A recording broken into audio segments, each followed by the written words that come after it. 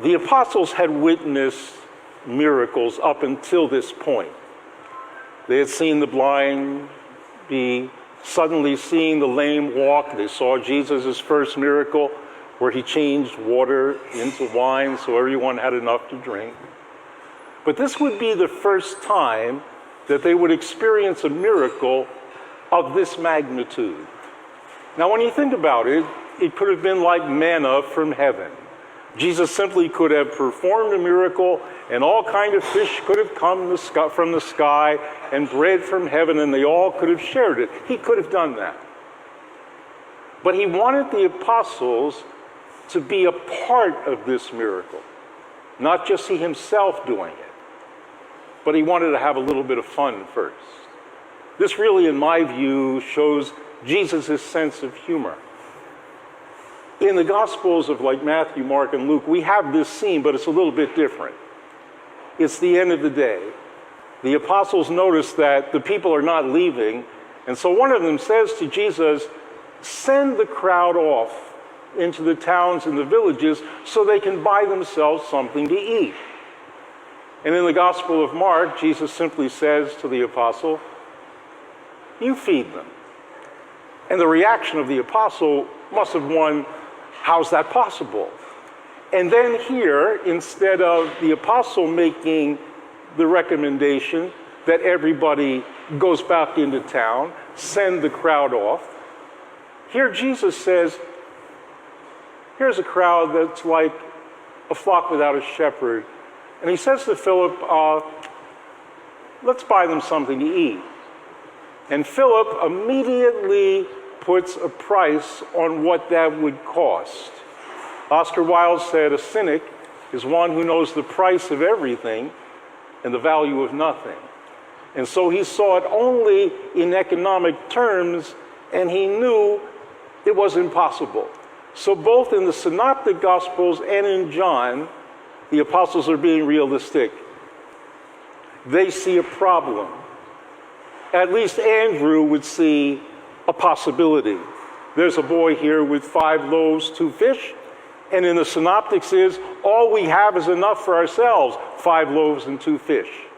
At any rate, Jesus wanted them not to be part of the problem, but to be part of the solution to the problem. And they weren't ready for that. Now, there were more than 5,000 people there.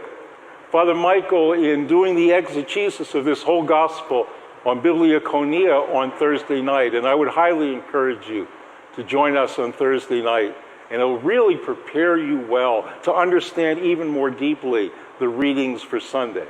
But at any rate, he told us that it wasn't just men that followed Jesus because sick were being healed. It was the men and the women and the children. So we're talking about 25 or 30,000 people. And he takes 5 loaves and a couple of fish, and they organize the people into groups of 100 or 50, and he says, pass them out. And suddenly, after a period of time, obviously, everybody's fed. And not only they're fed till they're full. And then what's returned fills wicker baskets full. What is our Lord trying to teach them here? That all problems are pregnant with possibilities for solutions if you connect with me. If I can know that I can entrust you with my miracles. Because what is a miracle after all? It's something wonderful, marvelous to behold. Jesus never saw a crowd. Jesus saw single, unrepeatable acts of his Father's love and was saying effectively to the apostles, you say you don't have enough. This boy has 5 barley loaves and 2 fish. Here's the lesson, apostles. You give me what you have. I'll take care of the miraculous part. And you know what? The same is true for us. Let me give an example. On March the 28th, we went into the extended quarantine for 2 weeks. I remember that during that week, for the first time in a year, I really began to fall into a depression. I couldn't sleep at night, I had insomnia. I would fall asleep about 4 a.m. and then not wake up until noontime, and then I didn't want to get out of bed. I didn't want to text anyone, I didn't want to call anyone. I found it very difficult to pray, and it got worse each day.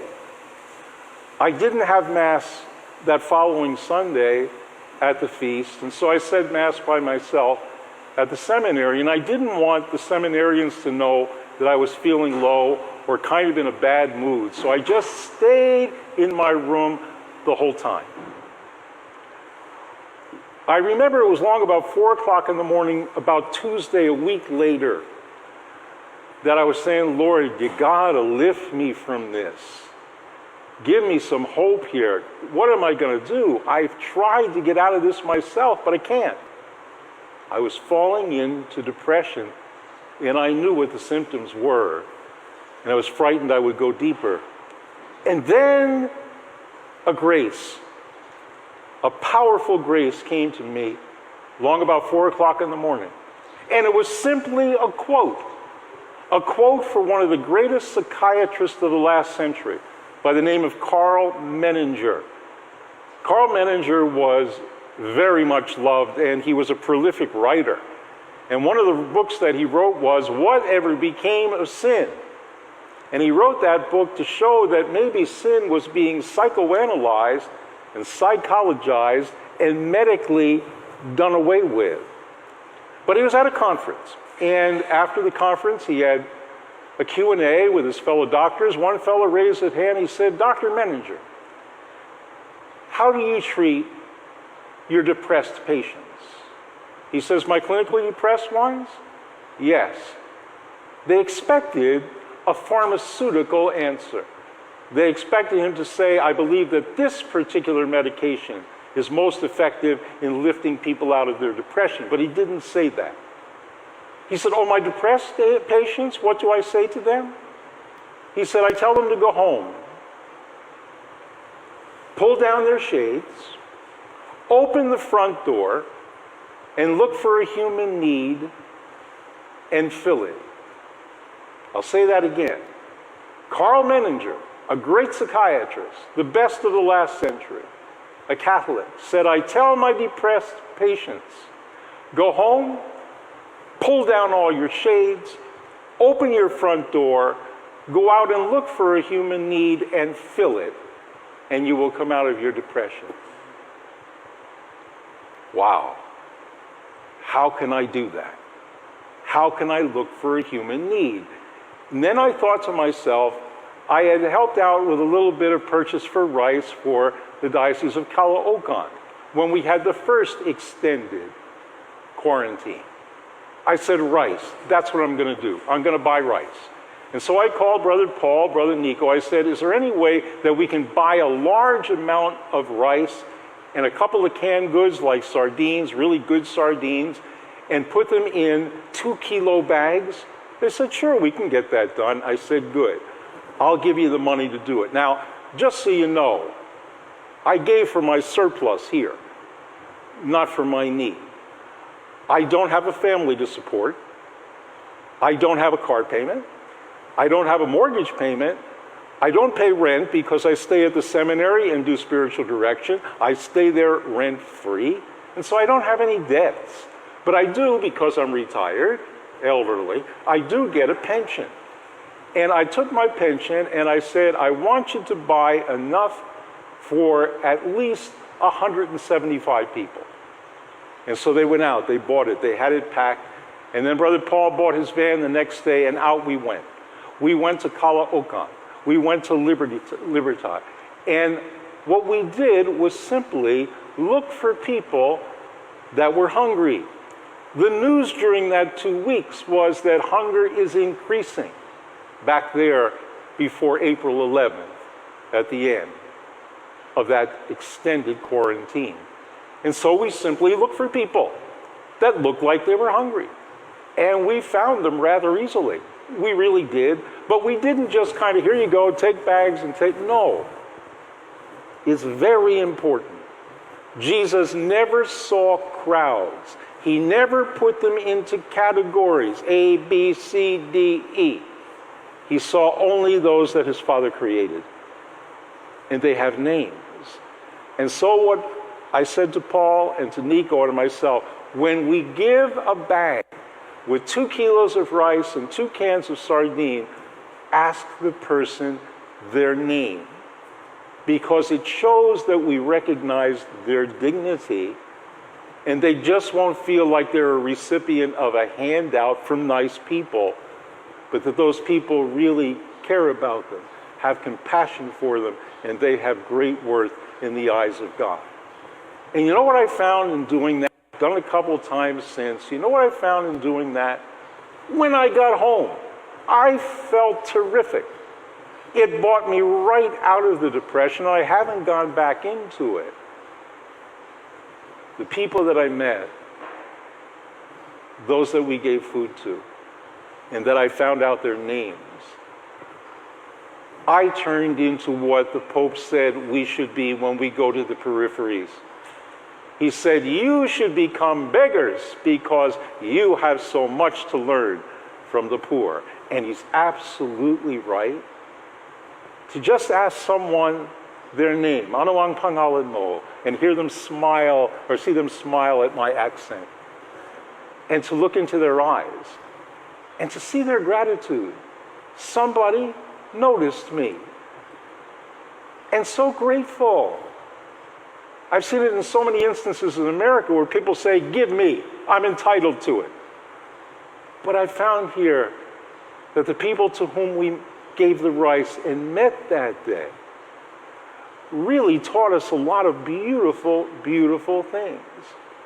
You give what you have, I'll take care of the miraculous part. And the miraculous part was restoring the joy of Psalm 43, the joy of my youth, and the same with Brother Paul and Brother Nico. Now, you might not have the resources to do that, and that's very understandable. We've all been jabbed. I've been jabbed twice, so I'm not afraid of getting the virus, but until you get jabbed, pray for those who are out there working with the poor. Particularly, pray for those who have the places in the barangays where people can come and get food for free, or maybe you want to take some food there. Or maybe you want to just take one bag, 2 kilos or 1 kilo, and put some sardines in there, cans of sardines. Pull down your shade, go out your front door, and look for the human need. And you'll find it rather quickly. And just even in giving one bag and asking one person the name and then effectively begging them, will you pray for me? Because let me tell you, when you have the poor praying for you, those prayers are extremely powerful. And you will become part of the miracle. We have this new DVD, you know, that we're playing now, that we put together on We Are the World. And it says, the builders are singing, heal the world, make it a better place for you and for me and the entire human race. Well, we might not be able to do it for the entire human race, but Brother Audie, in his part that he sang this. Now, I won't sing it. I won't put you through that. But this is what he said. He said, there's a way to get there. If you really care for the living, make a little space to make it a better place. And each of you can do that. Go to our Lord in prayer with it and say, Lord, I want to make a difference. I want to be part of a miracle in somebody else's life, and I want to learn from that person how to be a better disciple, just like you taught your apostles to be better at what they did. Then you will have the joy that no one can take from you. I promise you. Have a good week. Let us all rise.